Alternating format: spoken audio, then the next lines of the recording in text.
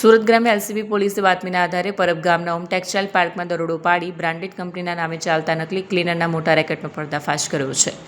અહીં માપા ફેશન નામના એકમમાં કોસ્મેટિક્સ આઇટમની આડમાં જાણીતી બ્રાન્ડ લાઇઝોલના લોગો અને પેકિંગનો ઉપયોગ કરી ડુપ્લિકેટ ક્લીનર બનાવવામાં આવતું હતું. પોલીસે સ્થળ પરથી 10.70 લાખની મત્તા કબજે કરી 23 વર્ષીય સંચાલક મોનિલ સંજય ઘોડિયાની ધરપકડ કરી છે. એલસીબીના વિક્રમ સાગરામભાઈ અને રોહિત બાબુભાઈને મળેલી બાતમીના આધારે પ્લોટ નંબર 184-185ના બીજા માળે રેડ કરવામાં આવી. તપાસ દરમિયાન પોલીસને લાઇઝોલ બ્રાન્ડના ડુપ્લિકેટ સ્ટીકર મારેલા 5 લીટરના 886 કેન, પેકિંગ મશીન, વિવિધ ફ્લેવરના કેમિકલ અને આઈફોન મળી આવ્યા હતા. આ ડુપ્લિકેટ ક્લીનર જંતુનાશક હોતા નથી, માત્ર રંગીન પાણી હોય છે, જેથી સ્વચ્છતાનો કોઈ હેતુ સળતો નથી. ઓછી કિંમતના કેમિકલ વાપરીને બ્રાન્ડેડ ભાવે વેચવાનો મોટો નફો મળે છે. સુરત ગ્રામ્ય જિલ્લા એલસીબીને માહિતી મળે કે પરબ ગામની સીમમાં ઓમ ઇન્ડસ્ટ્રી આવેલી છે અને એમાં માપા ફેશન કંપની નામની એક કંપની આવેલી છે, જેના માલિક છે મોનિલ સંજયભાઈ ધોડિયા.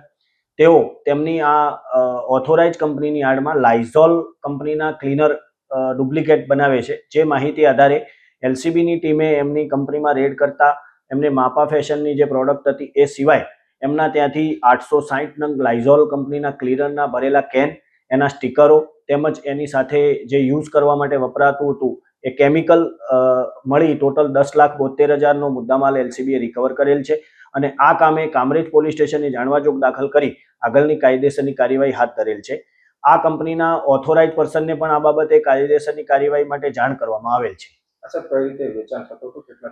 આ લાઇઝોલ કંપનીના જે ક્લીનર એ બનાવતા હતા એ સેલ્સમેનો દ્વારા પણ બજારમાં વેચતા હતા અને ઓનલાઈન પણ બજારમાં વેચતા હતા એવી જાણકારી મળેલ છે. કેટલા સમયથી આ કારખાનું ચાલતું હોય? આ કારખાનું તો એમનું જે ઓથોરાઇઝ છે તો લાંબા સમયથી ચાલે છે, પરંતુ આ જે લાઇઝોલના ક્લીનર બનાવવાની કામગીરી છેલ્લા 1-2 મહિનાથી ચાલતી હોવાની હાલની તપાસમાં જાણવા મળે છે. જે ઓરિજિનલ પ્રોડક્ટ છે અને ડુપ્લિકેટ પ્રોડક્ટ છે, ભાવમાં અને ક્વોલિટીમાં કેટલો તફાવત? ભાવ અને ક્વોલિટી બાબતે કંપનીના ઓથોરાઇઝ પર્સનને જાણ કરવામાં આવેલી છે. એ આવશે પછી તપાસ દરમિયાન જાણવા મળશે.